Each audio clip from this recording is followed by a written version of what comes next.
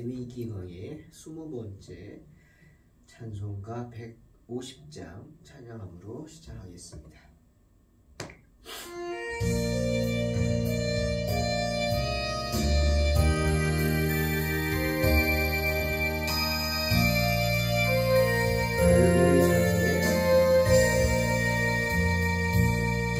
갈보리 산 위에 십자가 섰으니 주가 고난을 당한 표라.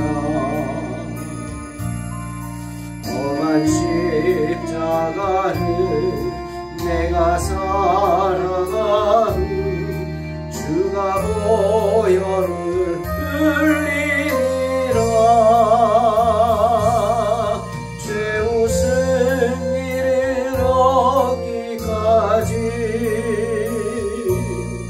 주의 십자가 사랑하리. 빛난 멸류관 닿기까지 험한 십자가 붙들겠네. 멸실천대받은 주의 십자가에 나의 마음이 끌리도다. 귀한 어린 양이 세상 죄를 지고 험한 십자가 지셨도다. 죄 웃은 일을 얻기까지 주의 십자가 사랑하리. 빛난 멸류관 닿기까지 험한 십자가 붙들겠네. 험한 십자가에 주가 흘린 피를 마음으로 바라보니 나를 용서하고 내 죄 사하시려 주가 흘리신 보혈일세. 죄 웃은 일을 얻기까지 주의 십자가 사랑하리. 빛난 멸류관 닿기까지 험한 십자가 붙들겠네. 주가 예비하신 나의 본향집에 나를 부르실 그날에는 영광 중에 계신 우리 주와 함께 내가 죽도록 충성하리. 죄 웃은 일을 얻기까지 주의 십자가 사랑하리. 빛난 멸류관 닿기까지 험한 십자가 붙들겠네.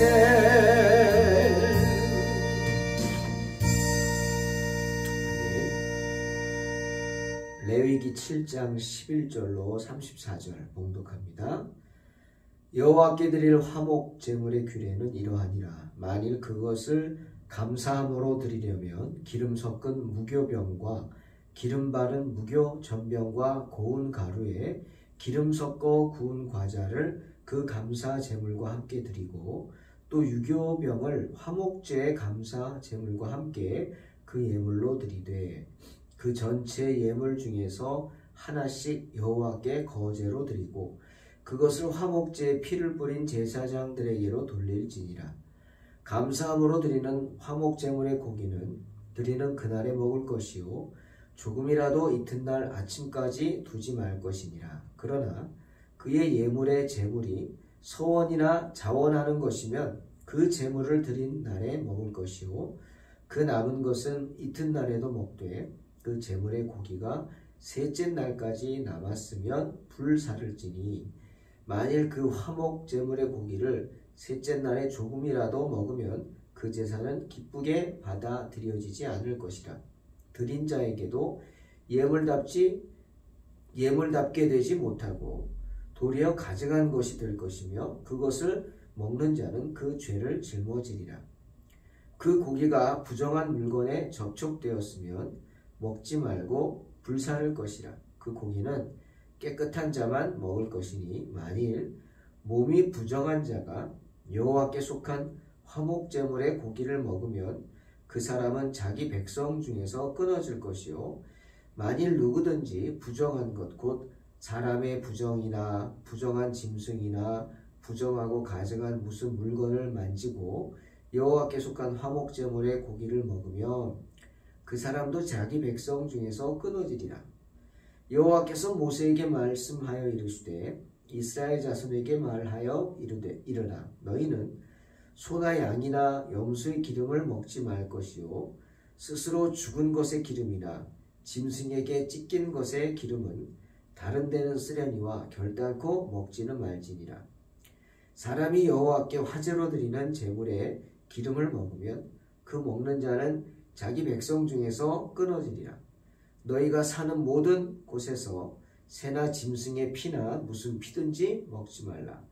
무슨 피든지 먹는 사람이 있으면 그 사람은 다 자기 백성 중에서 끊어지리라.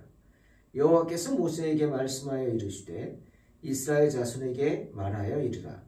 화목제물을 여호와께 드리려는 자는 그 화목제물 중에서 그의 예물을 여호와께 가져오되 여호와의 화제물은 그 사람이 자기 손으로 가져올지니 곧 그 제물의 기름과 가슴을 가져올 것이요 제사장은 그 가슴을 여호와 앞에서 흔들어 요제를 삼고 그 기름은 제단 위에서 불사를 것이며 가슴은 아론과 그의 자손에게 돌릴 것이며 또 너희는 그 화목제물의 오른쪽 뒷다리를 제사장에게 주어 거제를 삼을지니 아론의 자손 중에서 화목제물에 피와 기름을 드리는 자는 그 오른쪽 뒷다리를 자기의 소득으로 삼을 것이니라.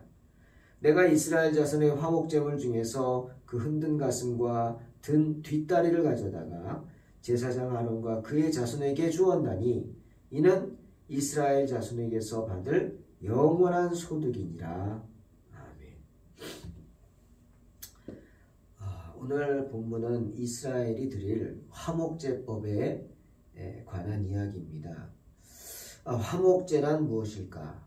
화목제란 구약시대에 하나님에게 동물을 제물로 바쳐서 하나님과 사람과의 관계를 화목하게 하려고 행하던 제사였습니다. 여러분, 죄 많은 인간이 거룩하신 하나님과 화목해진다. 화평의 관계, 즉 샬롬의 관계를 맺기 위해서는 어떻게 해야 할까요? 그 이야기를 하는 겁니다.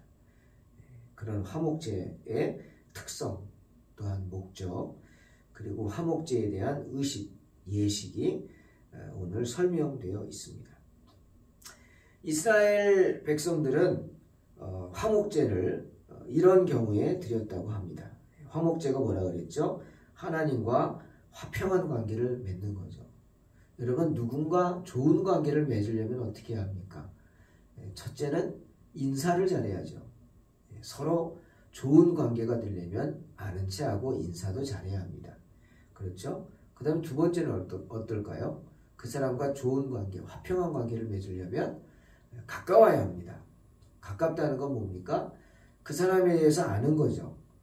그리고 그 사람이 기쁠 때 같이 기뻐해주고 그 사람이 슬플 때 나도 내 일처럼 슬퍼해주고 그런 관계를 통해서 화목해지고 서로를 생각하고 위하는 존재가 되죠.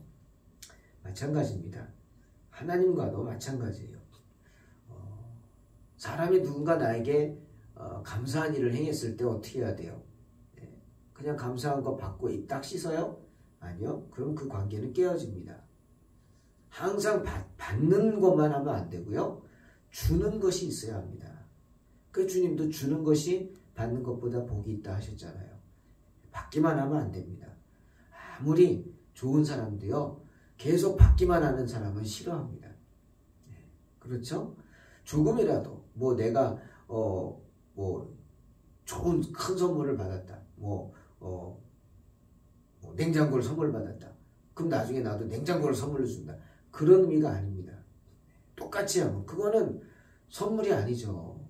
선물은 뭡니까? 마음인데 그런 거 아닙니다. 또 선물은 뇌물도 아니고 내 감사한 마음을 표현하면 돼요.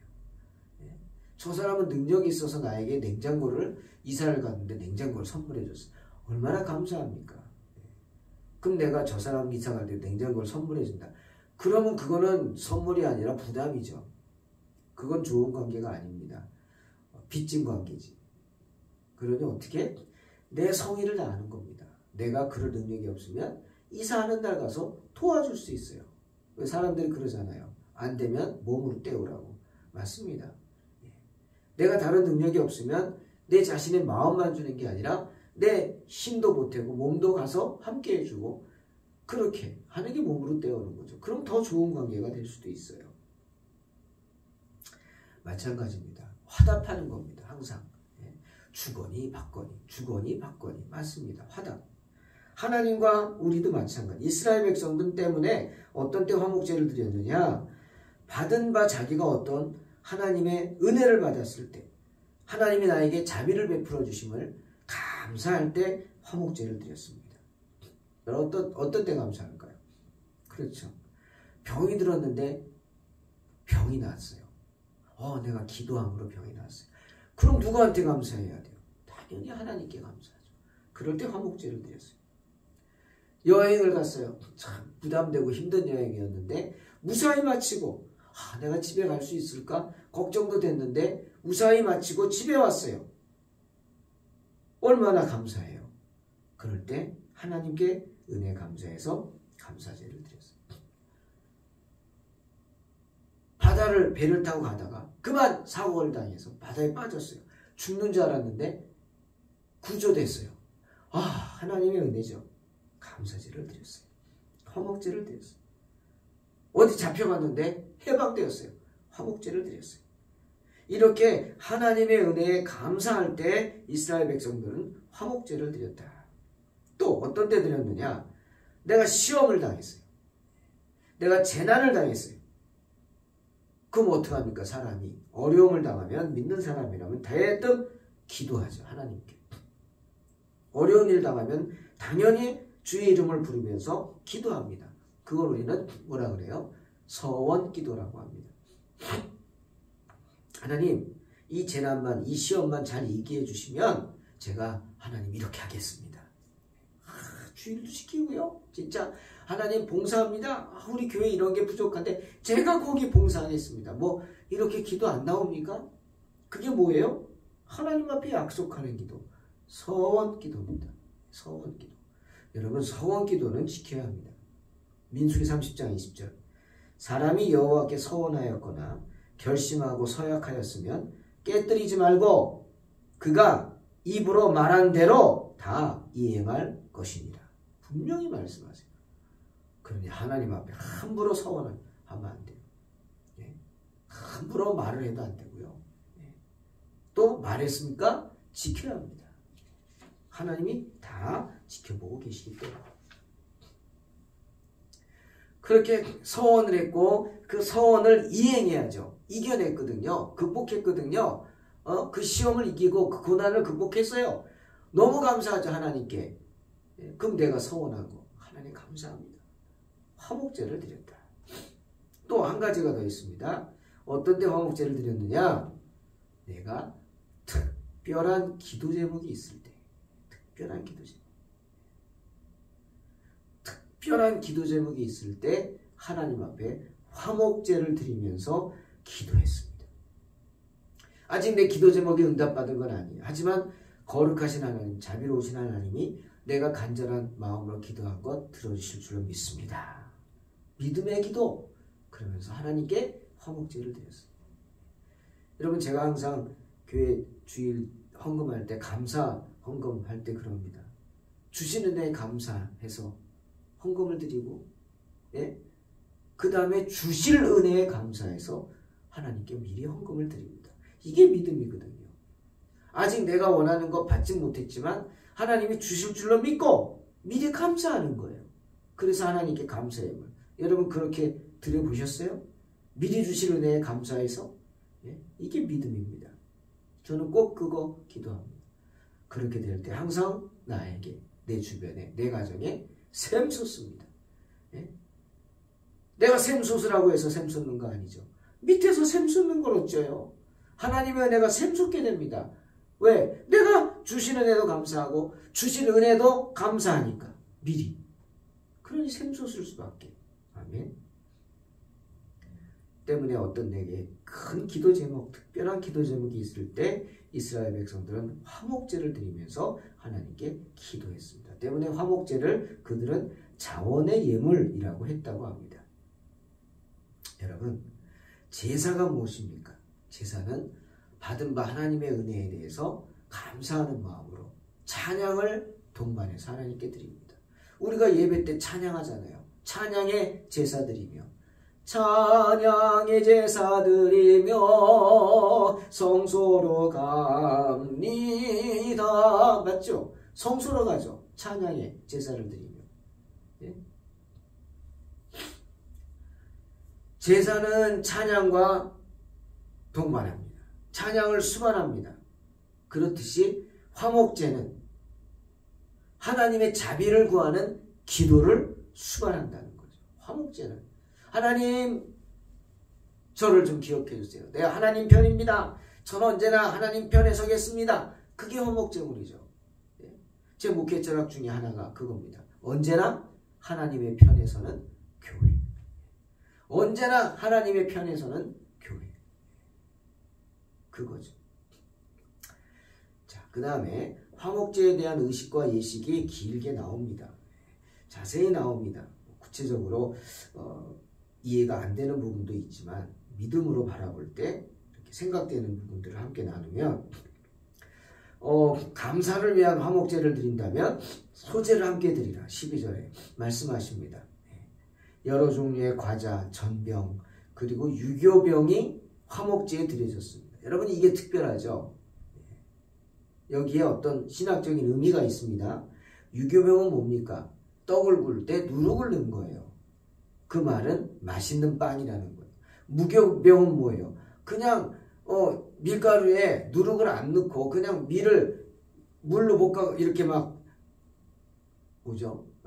치댄다 그러나? 막 이렇게 해가지고 그냥 굽는 거예요. 그럼 뭐가 됩니까? 발효가 하나도 안 되고 딱딱한 뭐 막대기 같이 되겠죠? 맛있어요? 전혀 맛없죠. 그게 무교병입니다.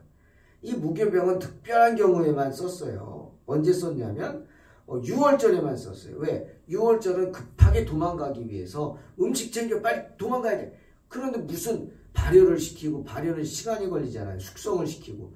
그럴 시간이 어디 있어요? 그러니까 빨리 대충 빨리 만들어. 먹을 거 빨리 싸. 가. 그때 무교병이에요. 너희 상황이 그렇다는 거예요. 네? 너네 그렇게 여유 부릴 시간 없어. 무슨 발효를 시키고 멋을 내고 맛을 내고. 야, 죽게 생겼는데 그게 뭐가 있어? 빨리 먹을 거, 먹을 수 있는 것만 만들어서 빨리 도망가. 그게 6월절이죠. 예. 그러니 그때는 무교병을 먹고 하나님의 은혜를 생각해야죠. 은혜만 생각하고. 하지만 지금 화목제는 유교병을 넣으라. 유교병은 오직 화목제에만 쓸 수 있는 제물이 되었다. 왜? 화목제는 하나님이 우리를 위해서 베푸시는 잔치이기 때문에. 내가 하나님과 화목하기 위해서 화목제를 드리지만 하나님 편에서 보면은 사랑하는 자녀가 아버지 하고 잔치 음식을 해갖고 온 거예요. 그러니 어떻게? 함께 즐겨야죠. 하나님만 받는 게 아니에요. 번제처럼 태워버리는 게 아니에요. 그 자리에 모든 가족들 야 다 모여! 그래가지고 하나님이 주관이 돼서 가져온 거 나눠서 함께 즐기는 거예요. 잔치예요. 하나님의 식탁이에요. 그러니 무교병이 아니라 유교병이다. 큰 신학적인 의미가 있죠. 그게 화목제라는 거예요. 하나님은 하나님의 식탁에서 귀한 잔치를 맛보게 하셨습니다. 그 다음에 화목제의 고기는 제사장과 제물을 드리는 자가 나누어 가졌어요. 불태우는 거 아니에요. 잔치니까 너도 먹고 나도 먹고 드리는 자도 먹고 드림을 받는 자도. 그 제사를 주관하는 제사장들은 어떻게 뭘 먹고 살아요? 하나님 화목제 갖고 오는 제물을 제사장에게 다 주라고 하십니다. 네 것만 좀 챙기고 나머지는 다 제사장 몫이다.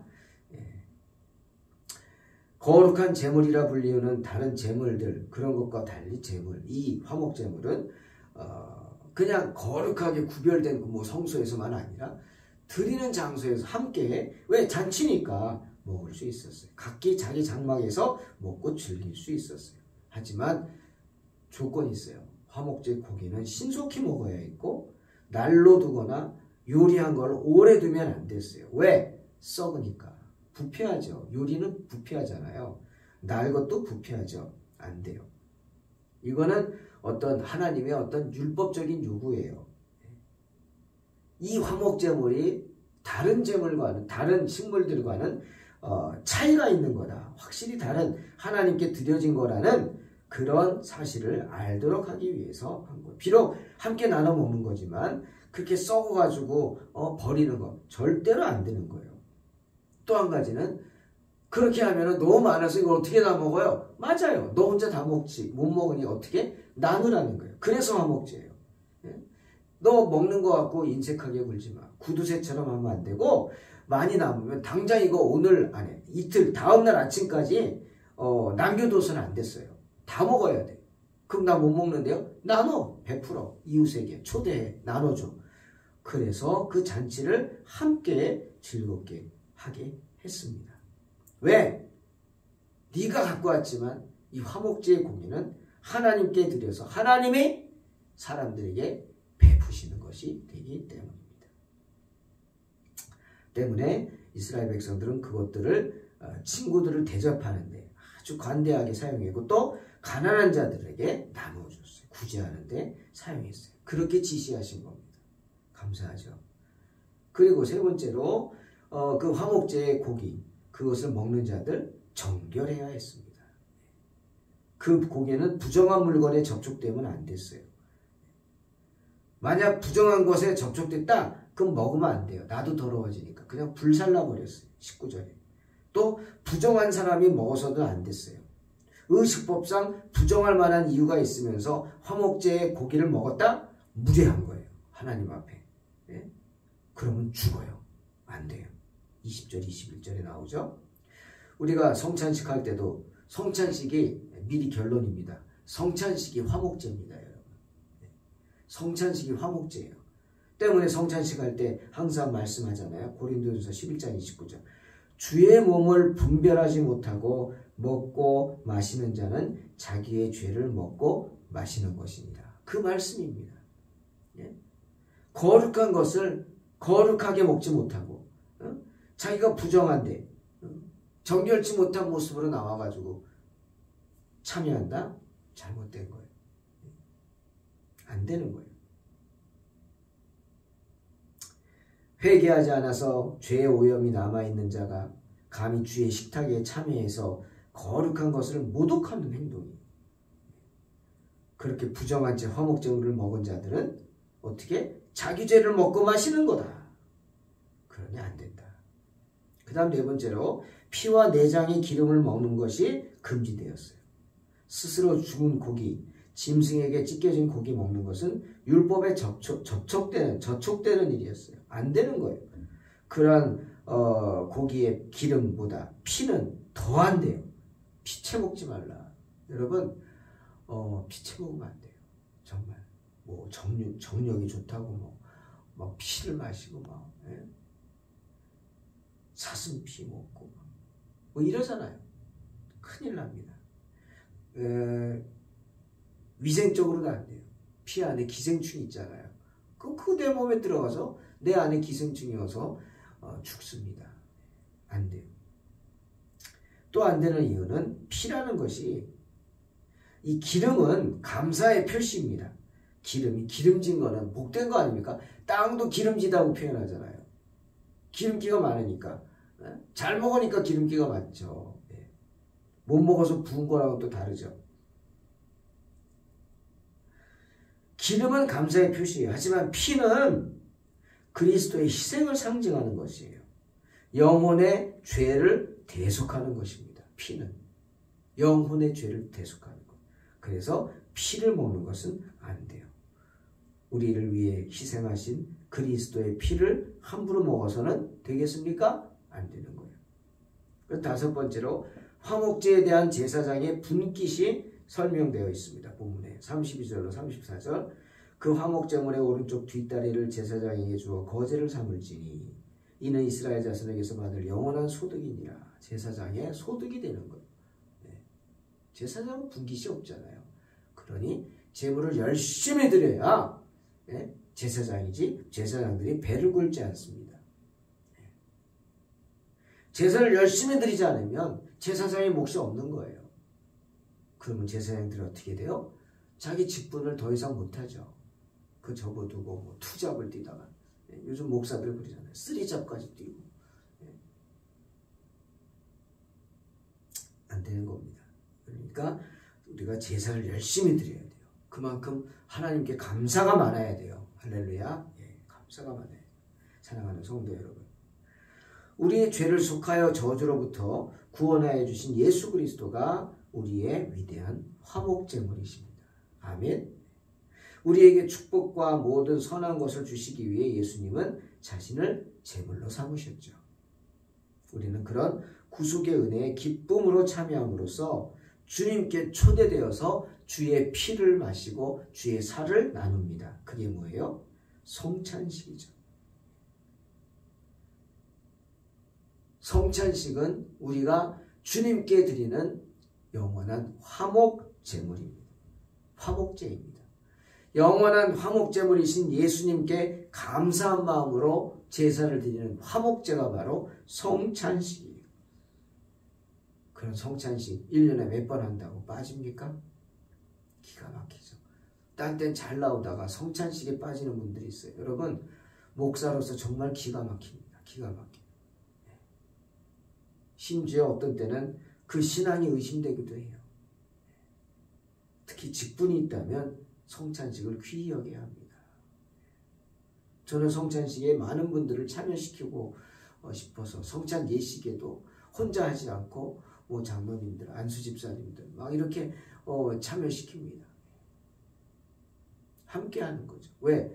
그렇게 함으로, 그 성찬 예식에 참여함으로 그분들이 그 의미를 더 깊게 알고 더 경건되게 준비하게 하기 위해서입니다.